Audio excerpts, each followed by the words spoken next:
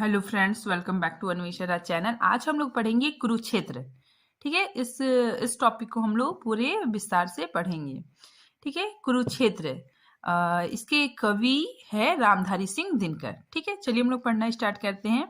रामधारी सिंह दिनकर हिंदी के एक प्रमुख लेखक, कवि और निबंधकार थे। ठीक है, रामधारी सिंह दिनकर लेखक भी थे, कवि भी थे और निबंधकार भी थे। वे आधुनिक युग के श्रेष्ठ वीर रस के कवि के रूप में जाने जाते हैं। ठीक है, मतलब रामधारी सिंह दिनकर वीर रस के कवि के रूप में भी जाने जाते हैं। आगे देखिए, राष्ट्रवाद और राष्ट्रीयता को इनके काव्य की मूल भूमि मानते हुए इन्हें युग चारण व काल के चारण की संज्ञा दी जाती है। ठीक है, तो इन्हें युग चारण और काल के चारण की संज्ञा भी दी जाती है। ठीक है, आगे देखिए, दिनकर स्वतंत्रता पूर्व एक विद्रोही कवि के रूप में स्थापित हुए।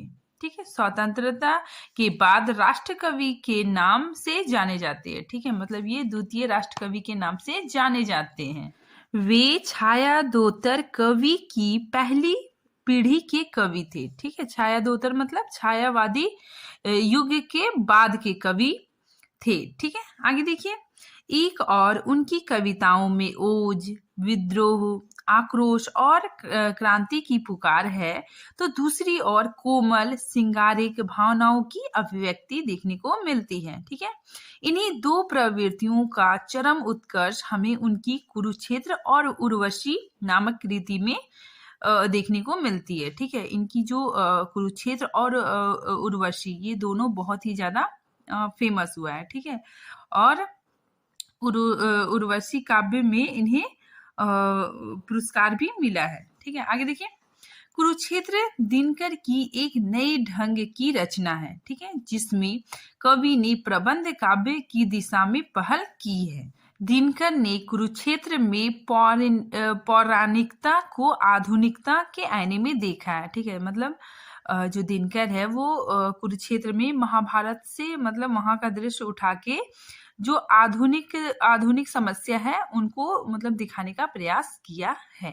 द्वितीय विश्व युद्ध की भयावह कवि की चिंता का तत्कालीन कारण है। ठीक है, मतलब द्वितीय विश्व युद्ध मतलब हुआ था और उससे मतलब कितना मतलब देश में नुकसान हुआ था, उसी को मतलब कवि की चिंता का तत्कालीन कारण माना जाता है। ठीक है, इसके आलोक में ही कवि महाभारत कालीन युद्ध एवं युद्ध पश्चात की चिंताओं का मूल्यांकन करता है। ठीक है, तो कवि क्या करते हैं कि महाभारत युग में युद्ध के बाद, ठीक है, युद्ध के बाद की चिंताओं का यहाँ पे मूल्यांकन किया गया है। कवि परिचय देखते हैं। ठीक है, सबसे पहले इनका जन्म 23 दिसंबर 1908 ईस्वी में हुआ था। ठीक है, जन्म स्थान सिमरिया मुंगेर जो बिहार में स्थित है। ठीक है, एक सामान्य परिवार में हुआ।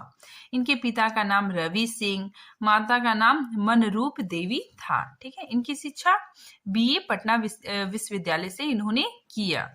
अब हम इसके कार्य क्षेत्र के बारे में देखते हैं। देखिए, सीतामढ़ी में सब रजिस्ट्रार के पद पे ये नियुक्त हुए। ठीक है, फिर देखिए, संसद सदस्य, ये संसद में सदस्य भी रहे। ठीक है, राज्यसभा में 1952 से 1964 ईस्वी तक। ठीक है, आगे देखिए, कुलपति भागलपुर विश्वविद्यालय में ये कुलपति के पद में भी रहे।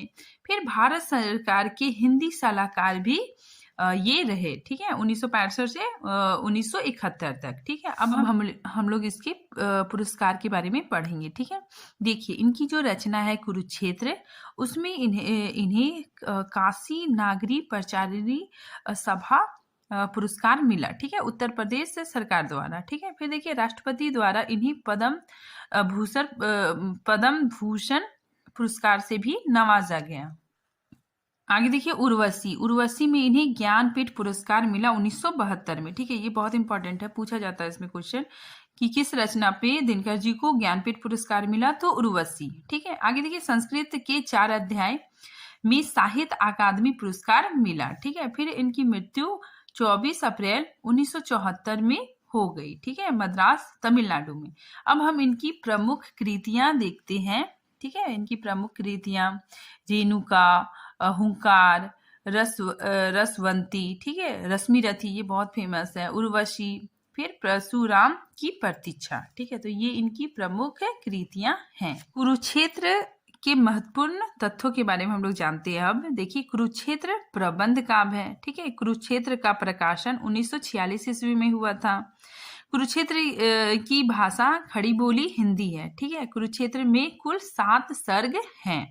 कुरुक्षेत्र काव्य की कथा महाभारत युद्ध के कथा पे आधारित है। कुरुक्षेत्र काव्य का विषय युद्ध और शांति है, ठीक है। आगे देखिए, मैथिली शरण गुप्त के बाद इन्हें द्वितीय राष्ट्रकवि माना जाता है, ठीक है। ये द्वितीय राष्ट्रकवि दिनकर जी हैं। आगे देखिए, भीष्म पितामह और युधिष्ठिर के वार्तालाप के माध्यम से युद्ध और शांति के विषय पर वैचारिक अभिव्यक्ति हुई है, ठीक है। अब हम लोग देखते हैं विद्वानों के मत, ठीक है। किस किस विद्वान ने क्या कहा। आचार्य नंद दुलारे वाजपेयी के अनुसार कुरुक्षेत्र प्रगतिवाद काव्य है, जो युद्ध के लिए युद्ध को वारण्य बतलाकर नवयुवकों को क्रांति का उत्तेजक संदेश है।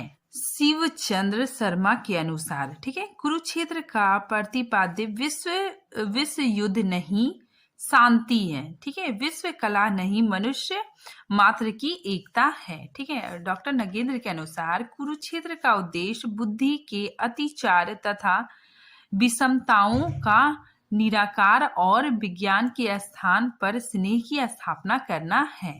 अब हम लोग देखते हैं कुरुक्षेत्र काव्य का उद्देश्य, ठीक है। उनका मूल उद्देश्य क्या है।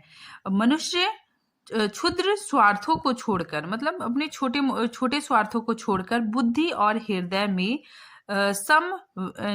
समनयन स्थापित करे, ठीक है, और मानवता का उत्थान में जुड़ जाए, ठीक है, मानवता के उत्थान पे जुड़ जाए, ठीक है। अब हम लोग देखते हैं इसका कथा सार, ठीक है। प्रथम सर्ग का कथा सार, ठीक है। हम लोग थोड़ा सा इसके कथा सार को देखते हैं। इस सर्ग में युधिष्ठिर का पश्चाताप और आत्मग्लानि की कथा वर्णित है, ठीक है।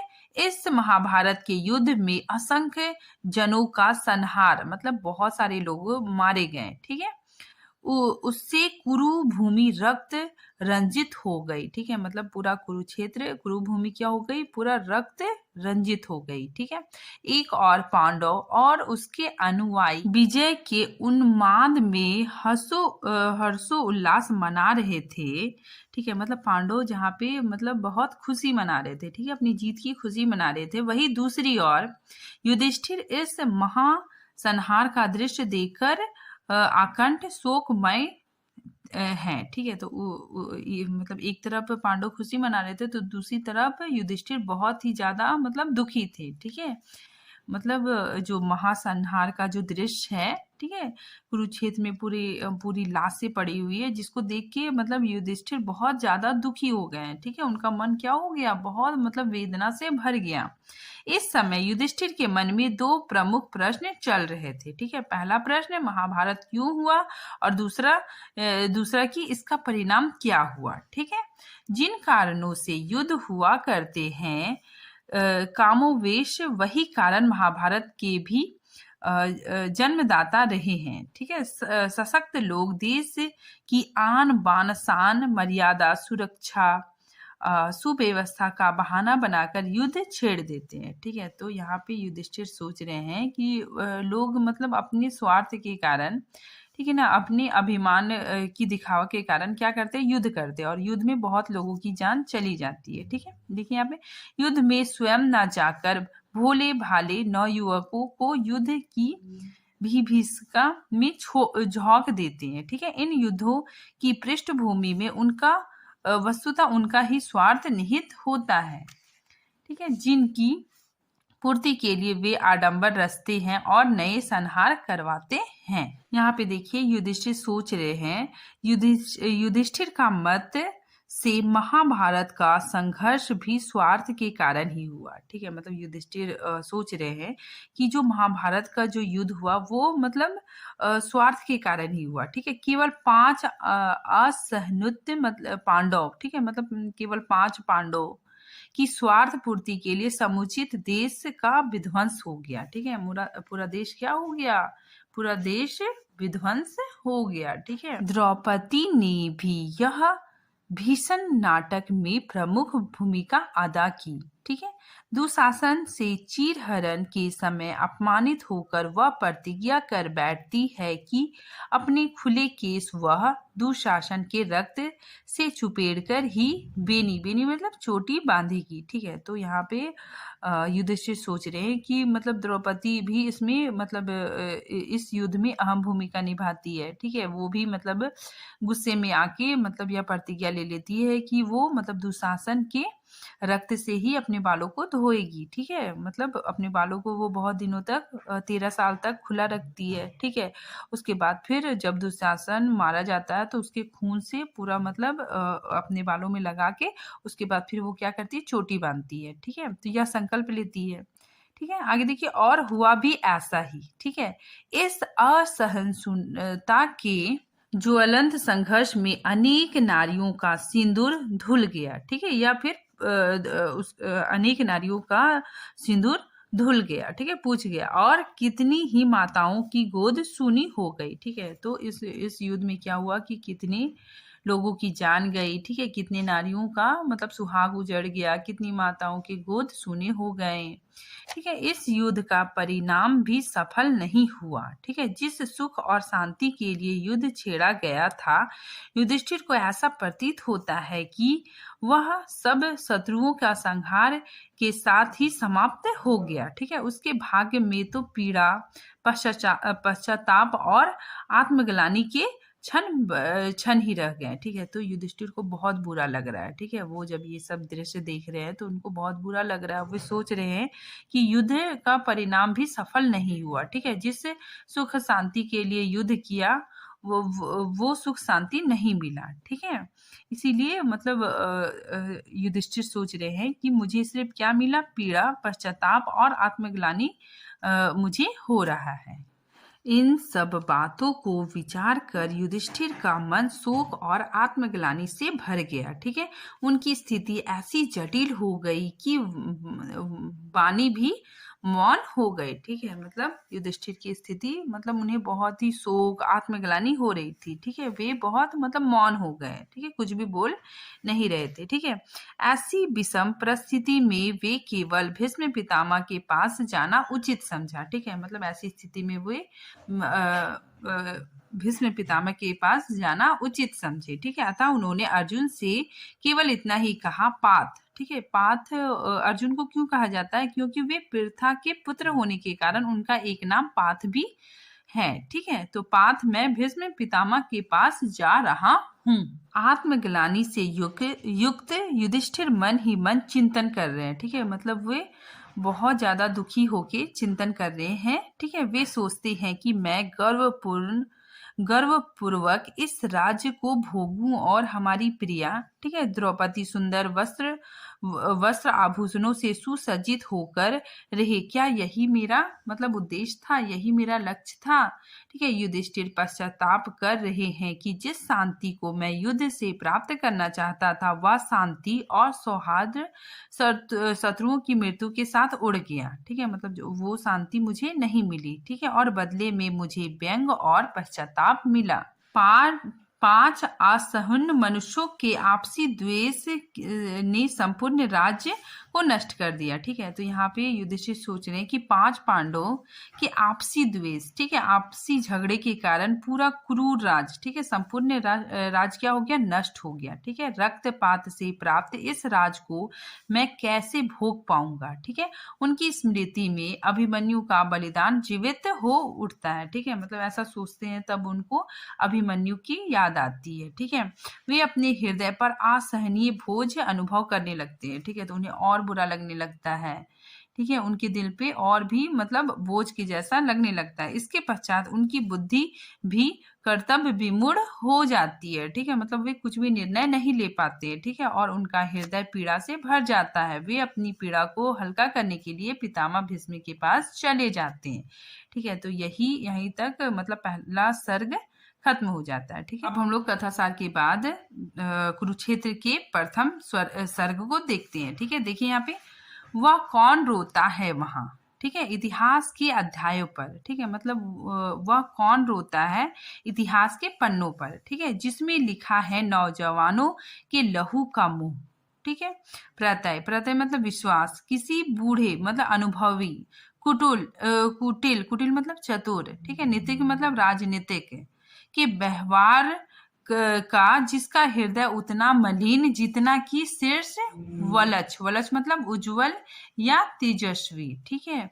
और इसमें देखिए मतलब इसमें विरोधाभास अलंकार है, ठीक है। तो इसमें बोला जा रहा है कि इतिहास वह कौन रो रहा है, ठीक है, इतिहास के पन्नों पर, जिसमें क्या है कि नौजवानों का लहू देखने को मिल रहा है, ठीक है, और जो कुटिल राजनीतिक है, ठीक है, उनकी बातों में आकर मतलब जो नौजवान लोग हैं वो क्या करते हैं, युद्ध करते हैं, ठीक है। और ये जो कुटिल राजनीतिक है, इनका हृदय बहुत मलिन है, मतलब इसका हृदय बहुत मतलब गंदा है, ठीक है, जितना कि शीर्ष वलच है, उनका शीर्ष मतलब उनकी बुद्धि क्या है, बहुत उज्ज्वल है, तेज है, ठीक है, मतलब उसके बुद्धि में मतलब ईर्ष्या द्वेष भरा हुआ है, और वे युद्ध का मतलब युद्ध का निर्णय लेते हैं और मतलब लोगों को बहलाते हैं युद्ध करने के लिए, ठीक है। चलिए हम लोग इसकी व्याख्या देखते हैं। व्याख्या देखिए, रामधारी सिंह दिनकर इस बात की ओर संकेत कर रहे हैं कि युद्ध हमेशा पीड़ा को जन्म देती है, ठीक है, युद्ध पश्चाताप और आत्मग्लानि को जन्म देती है। जब देश के सम्मान के नाम पर अनेक युद्ध लड़े गए, उसके बाद हाथ में शांति सद्भावना नहीं आया, ठीक है, आया तो केवल राज्य या फिर सीमा विस्तार या फिर रोने की आवाज या पीड़ा, ठीक है। देखिए, वे कुटिल राजनीतिक की बातों पर विश्वास करके लोग क्या करते हैं, युद्ध करते हैं, ठीक है, जिसका हृदय गंदा है और मस्तिष्क उज्जवल, ठीक है, मतलब कुटिल चालों से मतलब कुटिल चाल सोचता है, ठीक है, और लोगों को आपस में लड़वाता है। जो आप तो लड़ता नहीं, ठीक है, कटवा किशोरों को मगर, ठीक है, आश्वत होकर सोचता, शोषित बहा लेकिन गई बच लाज सारे देश की, ठीक है। तो हम इसकी व्याख्या देखते हैं। वे कुटिल राजनीतिक कितना चतुर है कि वह स्वयं नहीं लड़ता, ठीक है, अपने प्राणों को सुरक्षित रखता है, लेकिन जो नौजवान है, किशोर है, उनको अपने स्वार्थ की पूर्ति के लिए युद्ध में झोंक देते हैं, ठीक है, उनके सिर उनके सिर कट जाते हैं। वे किशोर अपने प्राणों की बलि दे देते हैं, क्योंकि उन्हें कहा जाता है कि यह देश के सम्मान में यह युद्ध किया जा रहा है, ठीक है, लेकिन वास्तव में ऐसा नहीं है, वह देश के सम्मान पर किशोरों की बलि चढ़ा रहे हैं, ठीक है। और जब फिर युद्ध में विजय प्राप्त हो जाती है तो दिखावे के लिए वे कहते हैं कि खून खराबा तो बहुत हुआ, लेकिन हम देश का सम्मान की रक्षा कर सके, ठीक है ना, मतलब हम लोग देश के सम्मान की रक्षा कर सके, ठीक है, खून खराबा तो बहुत हुआ लेकिन देश का सम्मान बच गया, ठीक है। देश के सम्मान के नाम पर नौजवानों के जीवन से खेला जाता है, ठीक है, वे लोग खेल रहे हैं, ठीक है। आगे देखिए, और तब सम्मान से जाते गिने है नाम उनके देश मुख की लालिमा है बची, जिनके लूटे सिंदूर से देश की इज्जत बचाने के लिए या चढ़ा जिसने दिए निज लाल है, ठीक है। चलिए इसके व्याख्या को देखते हैं। युद्ध समाप्त हो गया, ठीक है, और जो कुटिल राजनीतिक है, ठीक है, कुटिल राजनीतिक ने सोचा कि रक्त तो बहा लेकिन कम से कम देश का सम्मान तो बच गया, ठीक है। उसके बाद वह सम्मान से उन सभी लोगों के नाम लेते हैं जिनके पतियों ने युद्ध भूमि में अपने प्राण की बलि दे दी, ठीक है, उनका नाम सम्मान से लिया जाता है। और उन माताओं के पुत्रों की बात की जाती है जिन्होंने युद्ध भूमि की देश की रक्षा सम्मान की रक्षा के नाम पर अपने पुत्रों की बलि दे दी, ठीक है। तो इसका भावार्थ इतना ही है।